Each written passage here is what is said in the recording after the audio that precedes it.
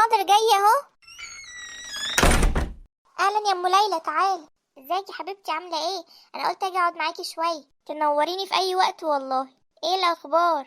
الحمد لله يا حبيبتي، كله بخير. بس في موضوع كده قلقنا، قلت اجي اتكلم معاكي فيه. خير يا ام ليلى، ايه اللي حصل؟ انت عارفه الكومباوند اللي احنا فيه ما فيهوش حد غريب، يعني اي حاجه بتحصل في الكومباوند بيكون حد مننا اللي عاملها. ايه خير؟ قلقتيني والله، ايه اللي حصل؟ كل يوم حد من الجيران يا ستي يشتكي، يقول العربيه بتاعتي حد كسر ازازها، مشروخه، حد جايب سكينه وممشيها كده على الباب عامله علامه. مين اللي عمل كده يا ترى؟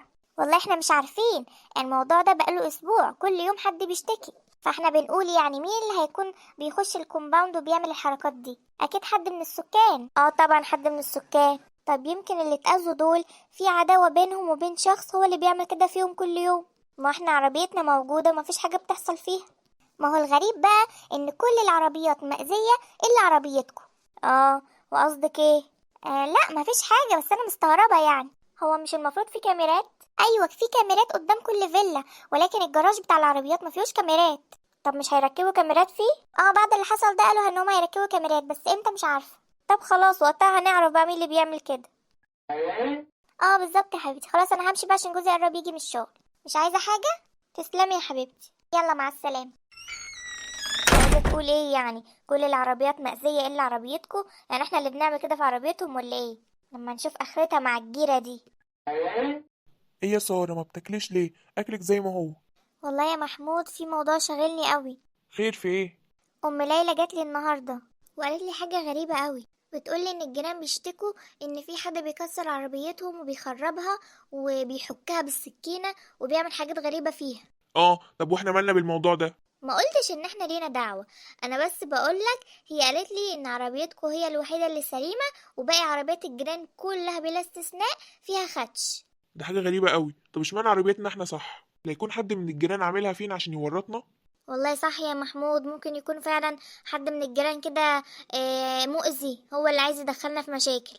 خلاص طنشي، سيبك منهم، يبقوا يمسكوا علينا حاجة لو يقدروا. يلا كلي كلي، ما تشغليش بالك. ايه ده؟ في ايه؟ ايه الرن ده كله؟ مش عيب كده؟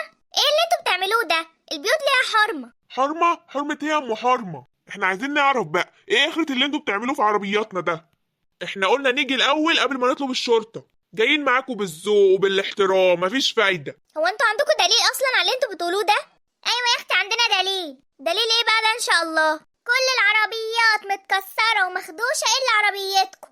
ده معناه ايه بقى؟ ده ملوش غير معنى واحد، ان اللي بيتعمل ده طالع من بيتكم. شوف ابنك الصايع ده هو اللي بيعمل ولا مين؟ انا ما اسمحلكيش. هو انت ايه البجاحة اللي انت فيها دي؟ انت لسه بتقولي اسمح وما اسمحش.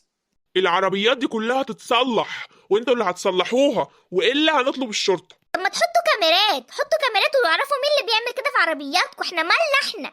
هو عشان عربيتنا مش مأذية يبقى احنا اللي بنعمل كده؟ ايوه، هيكون من غيركم. مفيش حد بيخش الكومباوند ده الا لما يكون ليه فيلا هنا. بقول لكم ايه، انتوا لو ما مشيتوش من هنا انا هطلب البوليس. شوف البجاحة، هي كمان اللي هتطلب البوليس. بقول لك ايه يا استاذ حسن، احنا نركب كاميرات ويبقى معانا دليل في ايدينا، وقتها مش هتقدر تنكر. صح يا ابله نعمة؟ ايوه صح. ودلوقتي يلا بينا.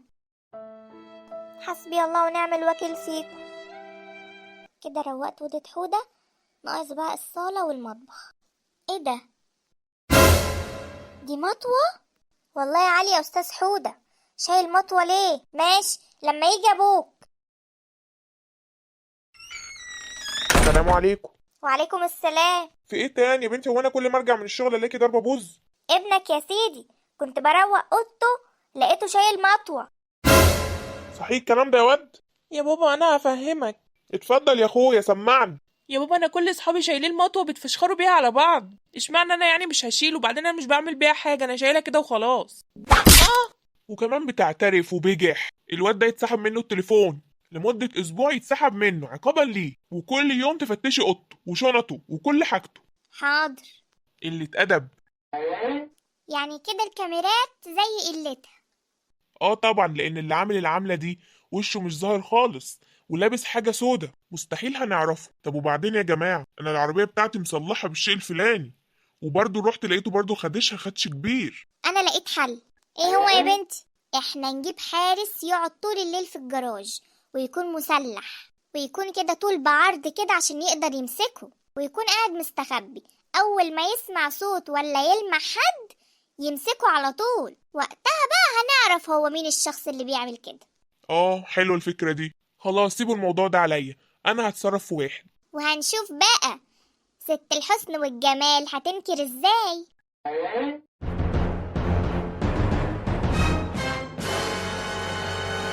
ماما؟ ايوه ماما، بتعمل ايه في نص الليل هنا؟ ولا حاجة يا ماما، كنت عايزة اشرب بس. طب ما انت عندك ازازتك جوه في الاوضه، وبعدين بتدور في حاجات السكاكين والمواعين ليه؟ لا لا، انا كنت رايحة افتح التلاجة. اصلي عايزة اشرب مية ساقعة. اتفضل على اوضتك. وبعدين بقى كده الشك دخل قلبي ان هو اللي بيعمل كده في عربيات الناس. ايه اللي مصحيه الساعه 3 الفجر وبيفتح درج السكاكين؟ معقول عشان خدنا منه المطوه فعايز ياخد سكينه مكانها، ولا نيته ياخد السكينه بقى وينزل يخرب عربيات الناس؟ وبعدين في الحيره دي احسن حل ان انا تربس الباب بالمفتاح واحط المفتاح تحت المخده. وريني بقى هيطلع ازاي.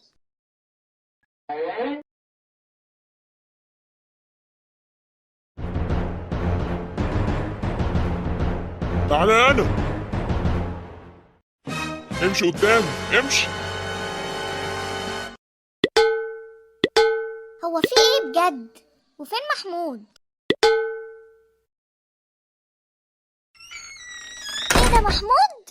شفت يا مدام جوزك اللي طلع بيعمل العمله السودة دي كل يوم بالليل عشان تبقي تتحمقي قوي وتقولي مش احنا. ليه كده يا محمود؟ ليه تعمل كده؟ مش وقته عتاب، احنا هناخده على الاسم دلوقتي حالا. ارجوكم بلاش الاسم، انا هشرح لكم كل حاجه. انا والله العظيم من صغري بمشي وانا نايم، وبقوم وبعمل اي حاجه وانا مش مدرك، ولا بكون في وعي اصلا، وبروح البيت وانام واصحى الصبح ناسي كل حاجه. شغل الافلام ده ما يمشيش معانا، والله ما هو افلام. حتى اسالوا اي طبيب نفسي، ده مرض نفسي يا جماعه، وانا اوعدكم ان انا هتعالج منه. ولما انت مريض ليه متجوز ومخلف وفاتح بيت وعايش وسط الناس؟ انت المفروض تتعزل كده في صحراء لوحدك لغايه ما تخف، ولا تخش مصحه. ده لو طبعا الكلام ده صحيح وانت مش بتشتغلنا. عموما احنا هناخدك على الاسم، اتفضل معانا، وهناك هم هيعرفوا يعملوا ايه معاك.